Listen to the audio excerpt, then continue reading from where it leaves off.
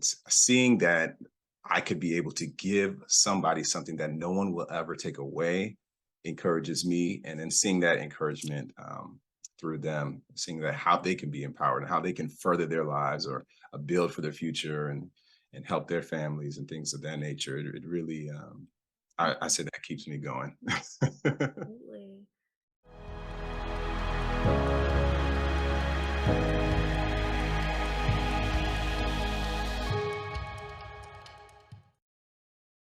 Hey, YouTube family. This is Kimberly Johnson, owner of Prodigal Sons Academy.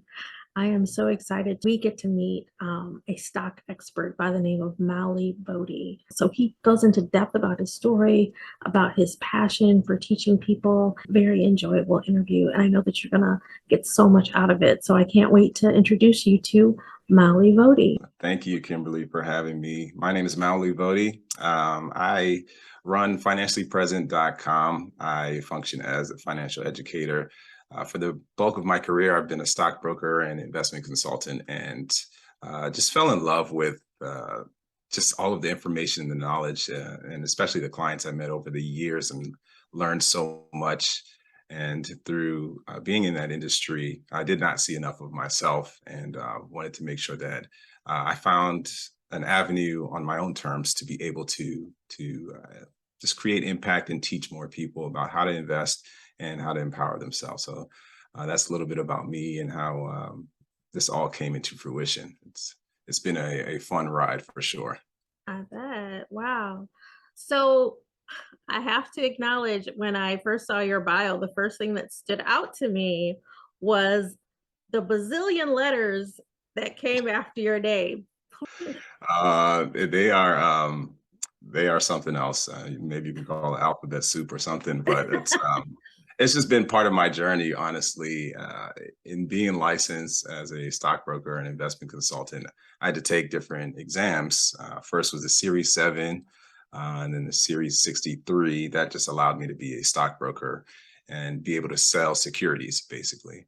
And then when I moved up to be a branch manager, you had to have certain certifications as well. So that's Series 9 and Series 10. And during the process of getting those licenses, there was also some failures included. So I studied a lot. For those 4 licenses I had as a stockbroker, so that means being in a testing center at a minimum of 4 times. I was in the testing center 9 times. Okay, so needless to say, I can be stubborn. I don't give up, basically. When it came to the Series 7, passed it the first time. Series 63, I failed it twice. And at this point, they tell you, hey, if you don't pass it, we have to let you go. And I'll never forget taking it that third time and passing. I was like, this was the only thing I needed right, right now. I didn't want anything else for Christmas. It was December 26th, 2009. It was something for me, but it was rough. But at the same time, too, I learned a lot more. And when you study something longer than other people do, you start to be a little bit closer married to the information. So I feel like it helped empower me in that way. What motivates you most about it? Is it just learning and staying on top of your trade, or is it about the outcomes of your clients? Like what drives you? Um, Ultimately, I love learning. Even though I wrestle with certain aspects of school, I love learning. And the best thing about learning is that once you acquire that knowledge or learn something, no one can take that from you, no matter what it is. And like anything else can be taken away from you, but not something that you have attained through knowledge, unless you just forget it or let it just go stale.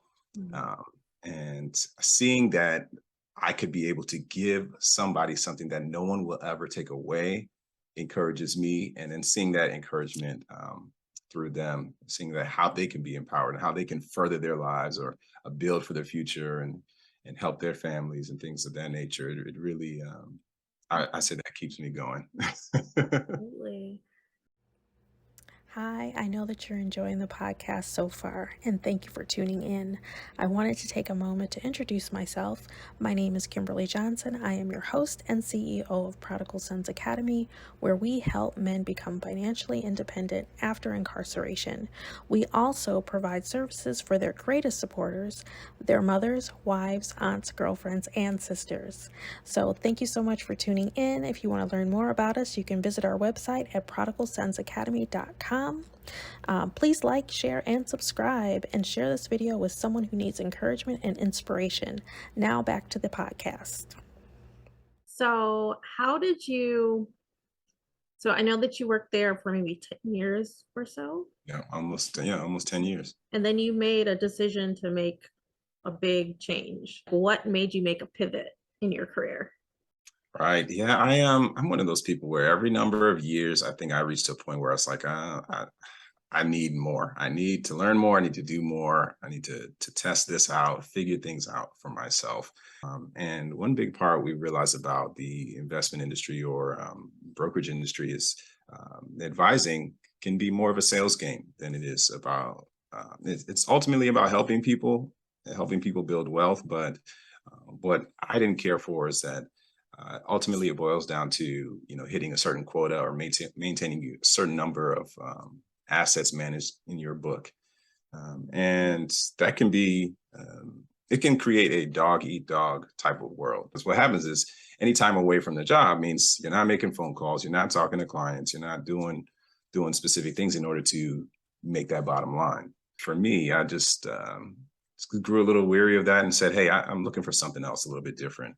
I don't want to have to regret spending time with my kids or spending time with my wife and building for the future. And when you realize that investing is something you do so that you don't have to actively always do it, it's like, how can I optimize in those type of there? So it's investing, learning how to invest gave me a lot of opportunities, and then learning how to navigate in that industry as well helped. And that's kind of just all part of the groundwork for Financially Present, just helping to educate people.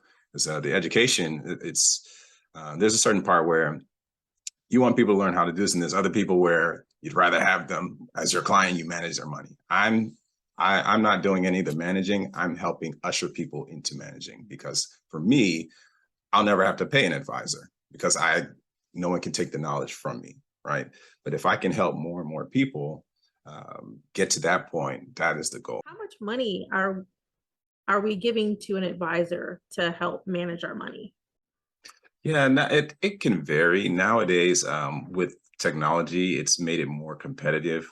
But what you'll probably see is they may be charging a rate of maybe as low as 0.5% of the assets managed. But it could be as high as 1 or 1.5%, or even more. It just really depends on. But if you understand how to do this on your own, you can dictate the cost a little bit better.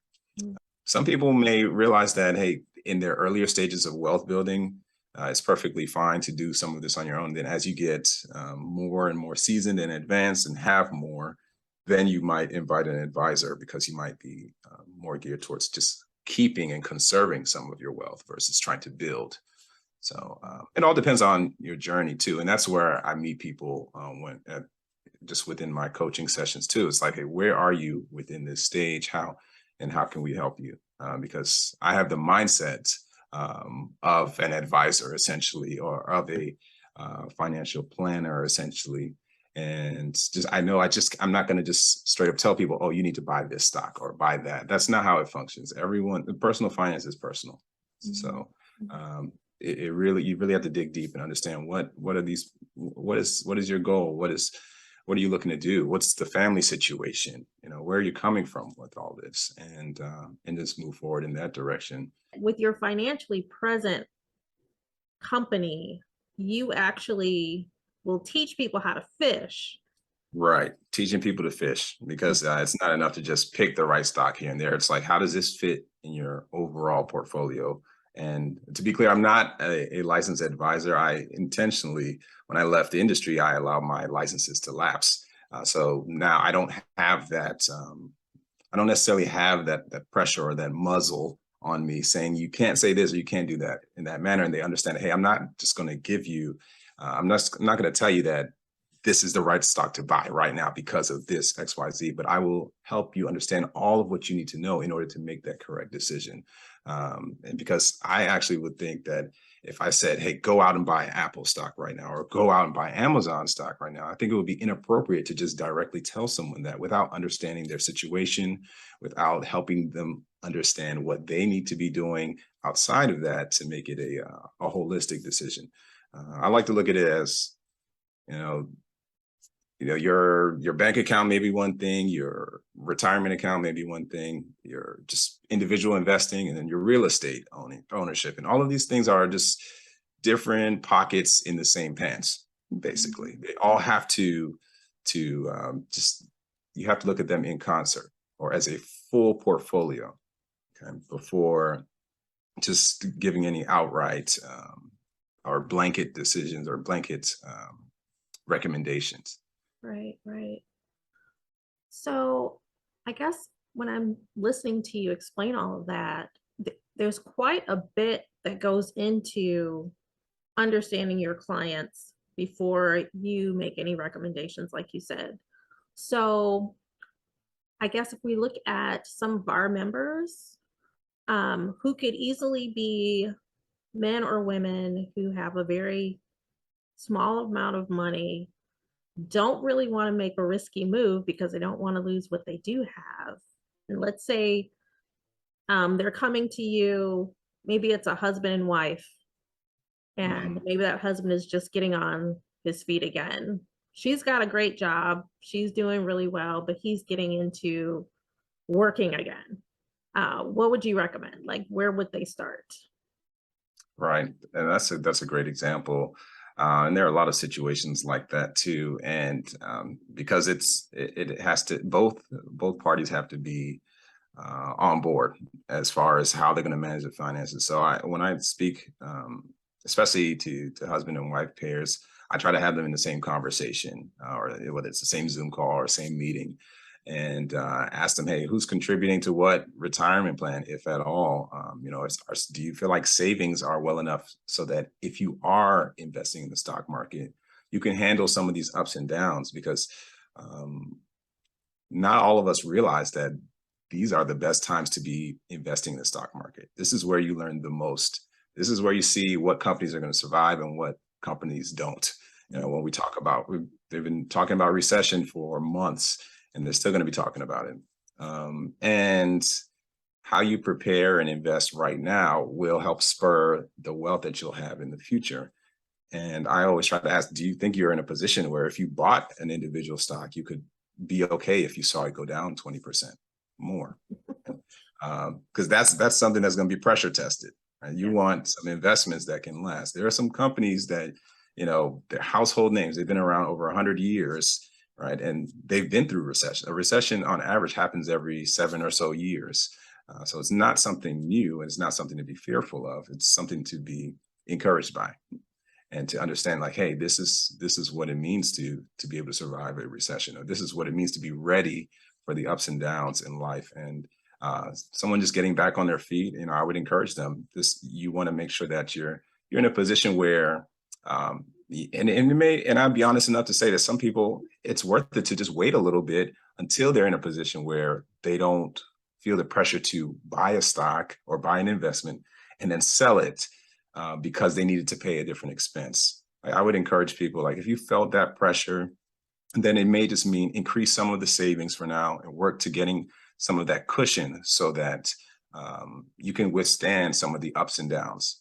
Because the market, the way it works is it's not concerned about your individual checking account or your balance or things like this. And neither are the credit card companies or the big banks. They have a bottom line that they're trying to work towards, and they're trying to make money. And so I encourage people, I want you to make money as well, but make sure that you don't disrupt your regular life in order to do this as well. You want to make sure that your regular life is in a position that allows you to comfortably invest. So, you do not want to gamble with your rent money or with anything that you aren't willing to watch go up and down with the market fluctuations. Right. Yeah, that is so important. I think that a lot of us are in a position of, hey, we need to see this multiply, and I want to grab that right now, and like you said, pay a bill. So what you're teaching is kind of a long-term investment. It's Right. it's not something where we're gonna grab profit next week and do something with it, go shopping with it. Like, this is not what that is. Mhm. This is something that's going to ride long term. So when you say long term, just so everyone understands, what Mhm. time frame are we talking about? Like, is this months, years? Like, Right. So there are a couple of definitions to the long term, but like the tax definition would be anything owned longer than a year. Right. So anything bought and sold within less than a year is considered short term. If it's bought and sold within a year or more, that's considered long term. But as far as portfolio management and investment management and investment timelines, and I would consider 5 years or longer to be considered long term.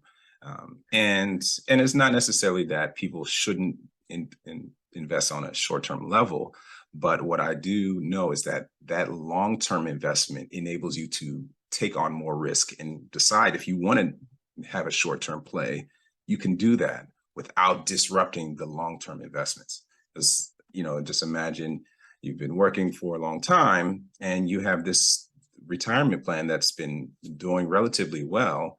If you know you have that, that enables you to say, hey, oh, I do want to buy this one-off stock, or I have a little bit disposable income, or I got a bonus this year. Let me just allocate a little bit of that to crypto, or it allows that. But if you don't have that nest egg or some home base investment, then you'll never gain that comfortability to take on additional risk.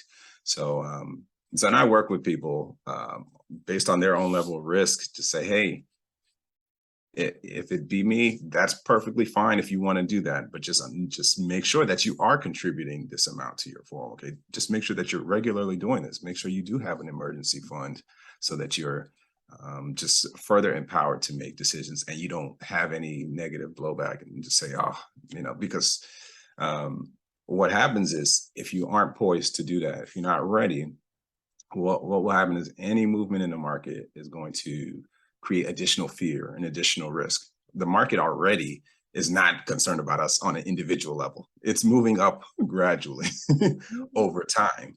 It doesn't know that you have an emergency in life. It doesn't know that someone needs braces or someone needs to have a medical bill paid. Right. So these are things you want to be ready for. But the market is also poised for people who want to take on additional risk. That the opportunities are there. So you just have to be able to find ways to make it comfortable for yourself as far as investing.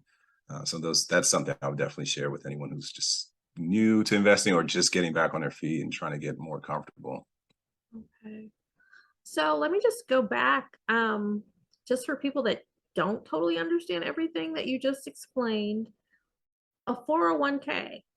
Let's go with the bare basics. What is a 401? Because not everyone has that available to them where they work. Right.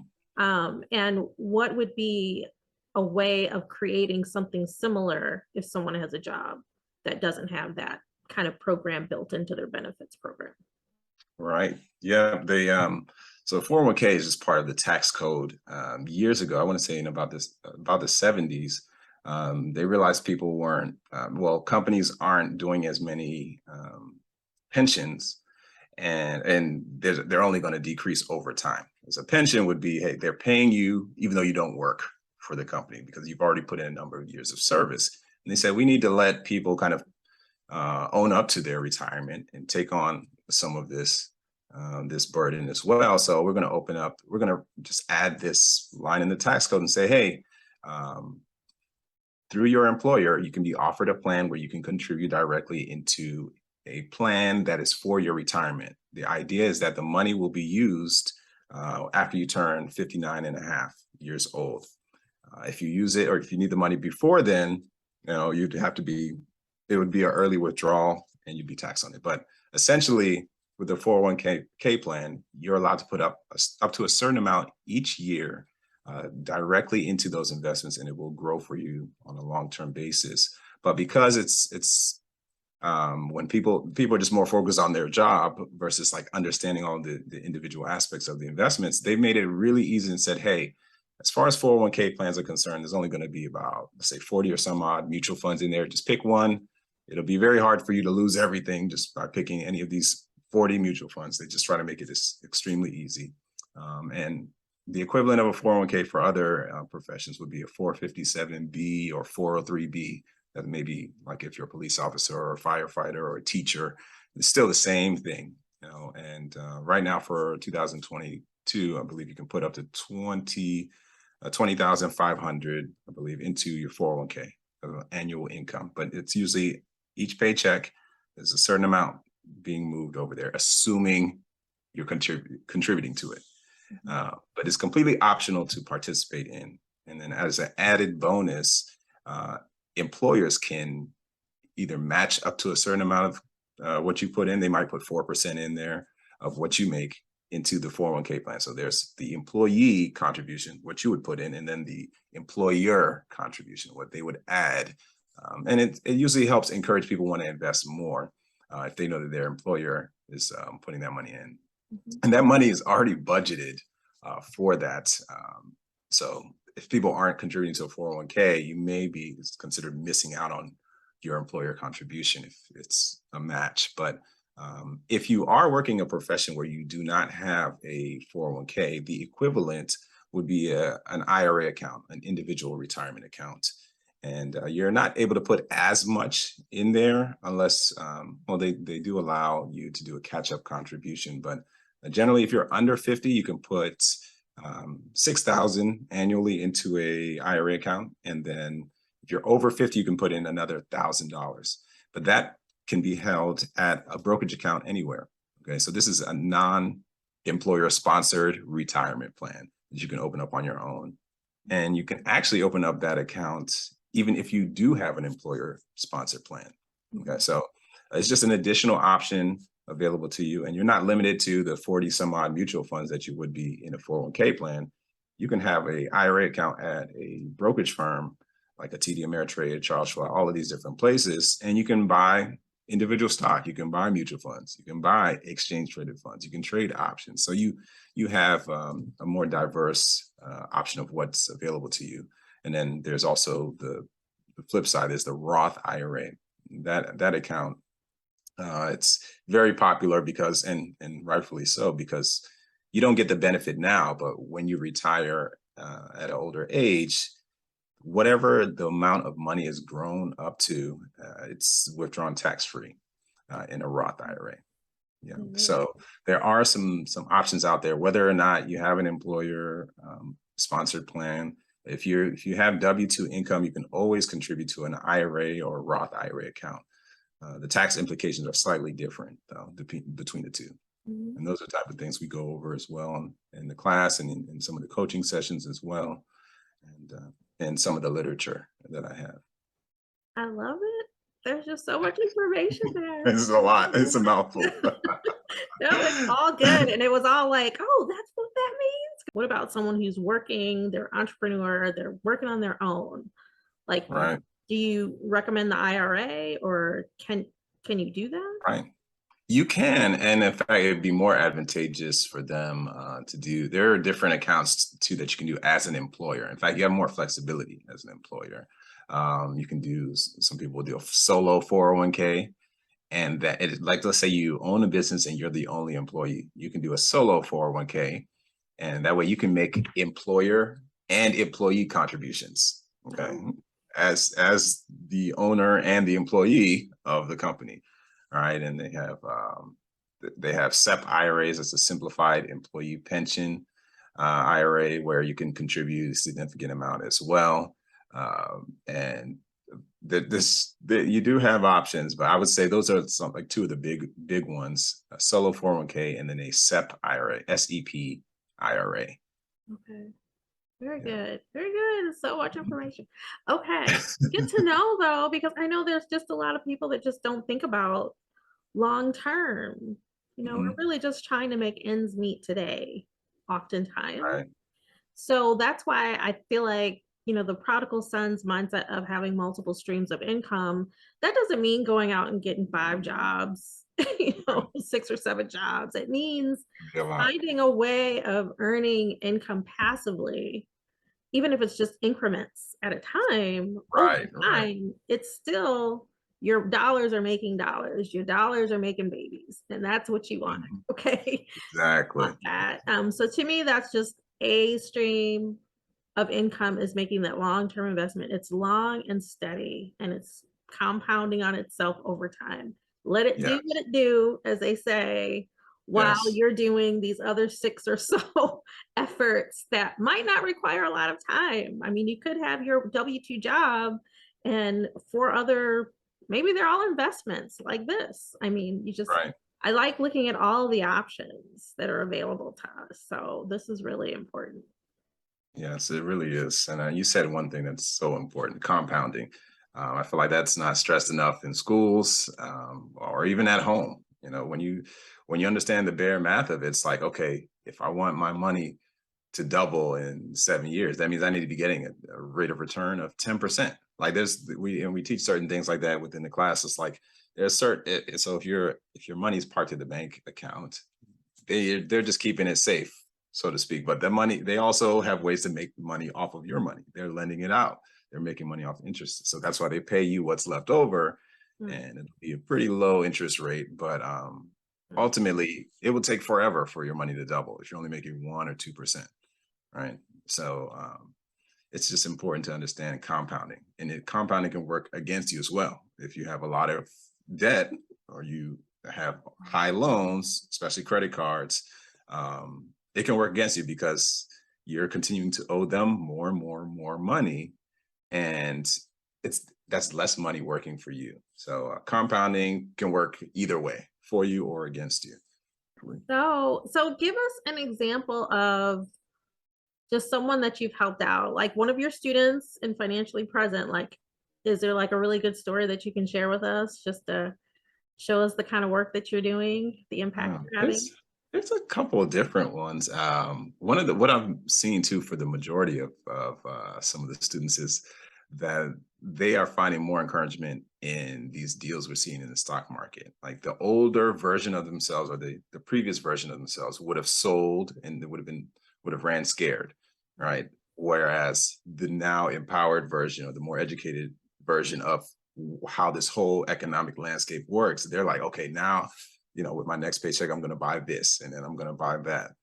And they're understanding that, hey, this is how the market works. When interest rates are low, tech stocks tend to go higher because people who are looking for more growth start to flock towards anything that's having higher growth, right? And then as interest rates come higher, you'll see that the riskier investments pull back a little bit.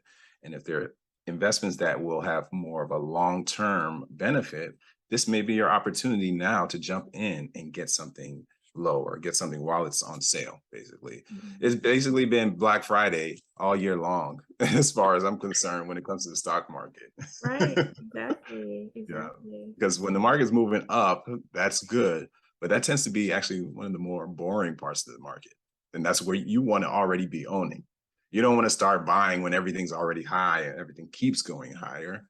You want to be buying when it's low. When we're at the grocery store, we see something on sale, we buy it. Or if we see Black Friday, and the TV we wanted, or the toys we wanted to get for someone, or a game system is significantly marked down, we have people lined up camping overnight. That's what it used to be, or Sure. people ordering on their cell phones or on laptops to get these items. But then when it's the stock market, somehow the mindset goes back to feeling like we're losing when we should be building and gaining.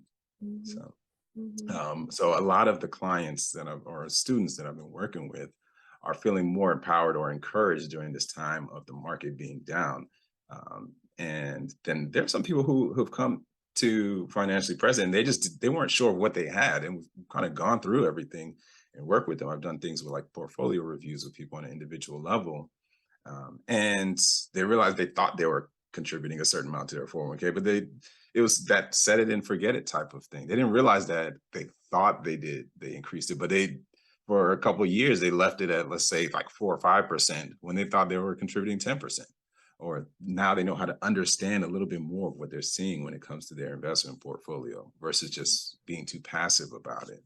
So it's really helped people just be more encouraged and be able to kind of own it a little bit, because no one's going to come along and teach you all of this just all at once. You can try and piece things together, whether it's through books and YouTube and all these different things, but it's not always served up in the right way to make it just easily digestible. So that's kind of what we've worked on here.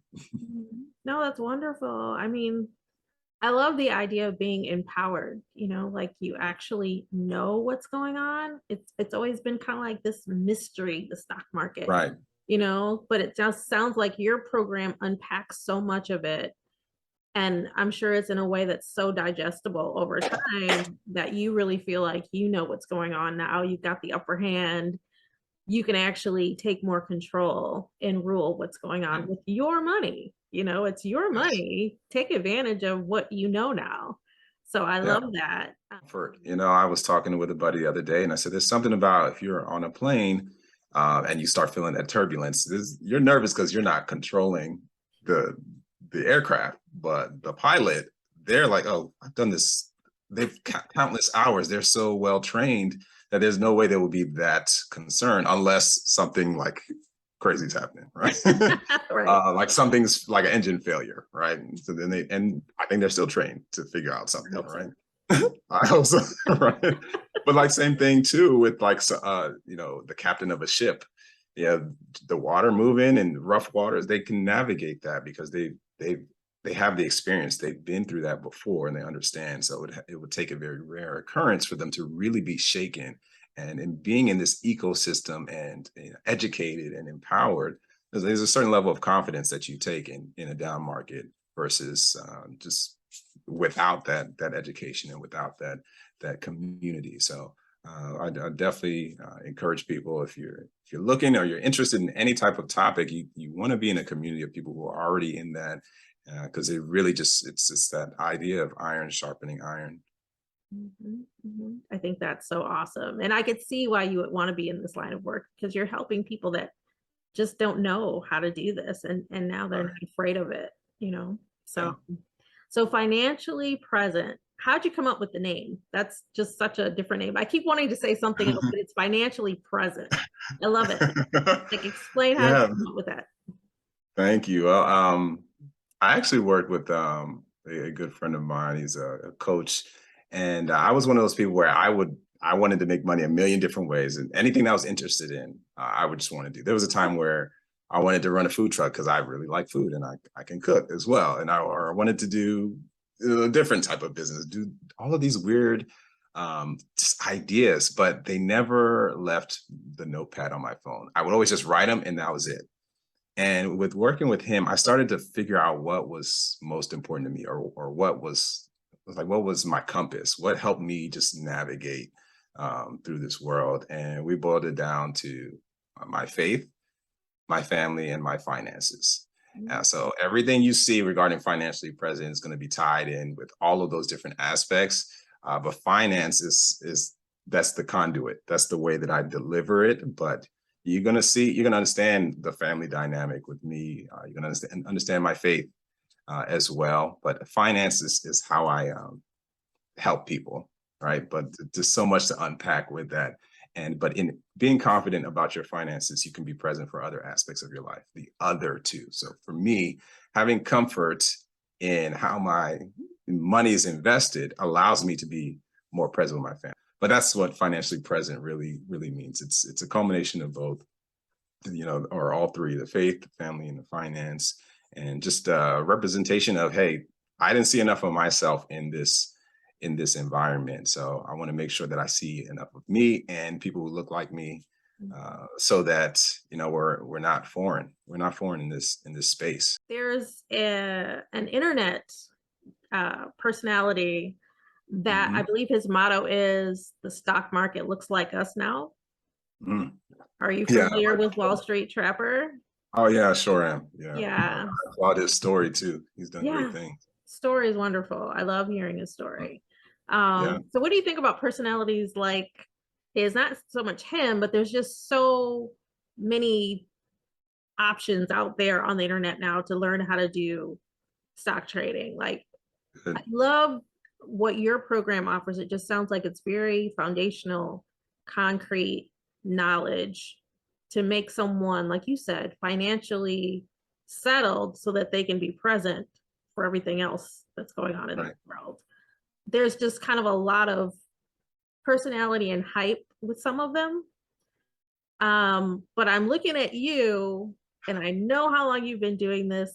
I know you got the whole alphabet behind your name. I know that you have studied and failed. And to me, failure is the best way to learn That's because how you're you going learn. to go back Yeah. and redo something 100 times and you're Right. gonna be an expert whether you want to or not. You can take that Right. test like 5 times. So I guess what I'm saying is I'm selling and betting on you just because I know your journey and I know you didn't just wake up one day and say, hey, I think I got how to do this. Right. You've been through it and you've shown other people how to be successful. So, like, what makes your course and your program maybe better than someone else's, in your opinion?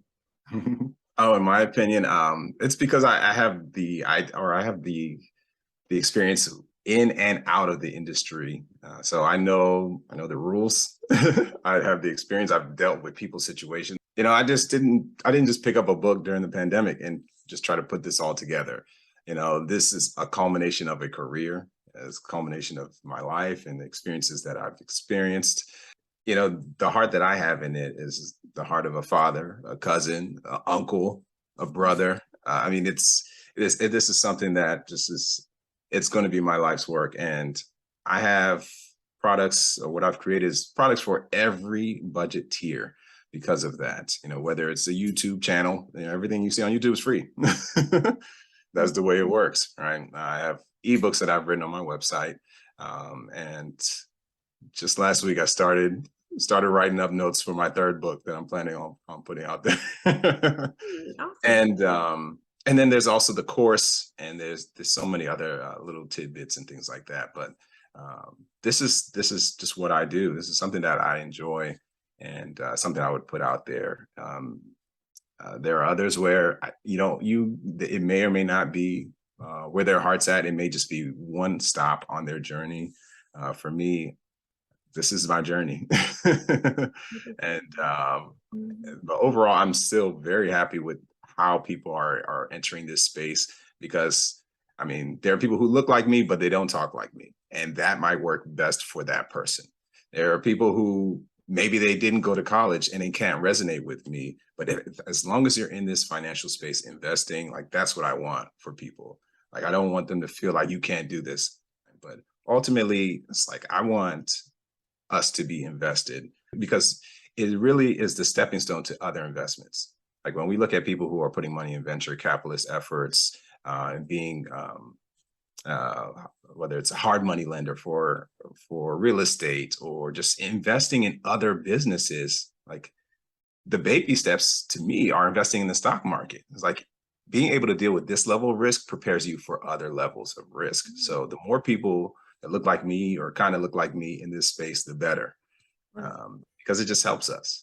Right. So, in closing, I just want to ask you a question that I ask everyone else. And thank you so much for your time. I've learned so much, and everything that you said resonated with me. And I'm really hoping that our members find this to be a very resourceful interview and just learning a lot about the stock market just from talking to you, just for this short amount of time.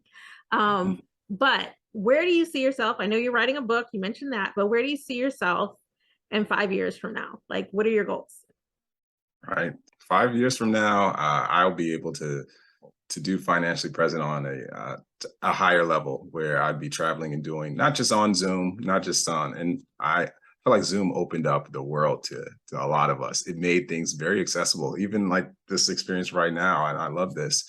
But I want to be able to travel more and do more speaking engagements, do things on even especially on like a nonprofit level, because I think I can increase my reach through that. But ultimately, in 5 years, I want to be able to do that because the next wave is my kids. All right. So my kids are part of how we teach just money management and investing. And I don't want it to only be for them, but I want other people to be encouraged so that they know how to properly teach their kids. Because I know my parents, they worked really, really hard. My mom was a nursing assistant for the longest time. And my dad, he worked whatever job would give him a car. So he was a car salesman, he was a taxi driver. He also was he worked at a driving school. And one of my uncles at the time said, "Hey, why are you working for them? Why not open up your own driving school?" So him and my mom opened up a driving school and they ran it for about 20 years. That's how I was able to get my first job. That's how, they were able to really help us get through college and things like that. But like helping someone drive, it's like giving them the mobility to work in different areas. You're not bound by the bus or by walking. You have more available to you, and but they worked so hard that they weren't able to teach us much about financing. And there were times where they weren't able to be there for specific events and things like that. But it's because they were laying the groundwork for things like this. So when you look at my ebook and you see that the dedication is to the people who were able to do more than I can ever think of, or take the risk that I couldn't even imagine, right? That's who I dedicate these books to. But it's to really encourage those who are looking to do more and to just further themselves. So um, Wow. in 5 years, just want to continue to have this grow and make more people present. Oh, that's wonderful. Try not to run around and do a happy dance because your parents, oh my gosh. I just love anyone who teaches someone how to do something that Right. gives them freedom. And I think that's what you're doing as well with your course. So I'm just like thankful to them for producing a son who would now help out all these other people in the same fashion. It's just really exciting. Um, okay, so as you know, Prodigal Sons Academy, we focus on men who were recently incarcerated, who are trying to get their lives together. We focus on what we call MWAGs, mothers, wives, and girlfriends, and sisters, who are helping their loved one get back on their feet. What would you say to them thinking about long-term investing? Like, what would you say? Well, what would be your piece of advice to them? Mm. I would encourage them to be patient for sure. I'm sure they've already been patient, right?